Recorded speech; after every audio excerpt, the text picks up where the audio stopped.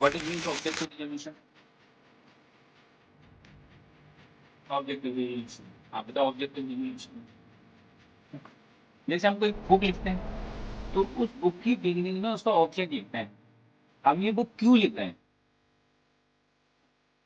ठीक है। सब टॉपिक नहीं, टॉपिक तो अलग होगा। विजन लेके विजन, विजन कि इस बुक को लिखने का हमारा पर्पज है, तो कॉन्स्टिट्यूशन बनाने का क्या पर्पज है वो मिस्टर नेहरू ने प्रेजेंट किया, that is called object. Later on वो ऑब्जेक्ट ही हमारा प्रीएम्बल,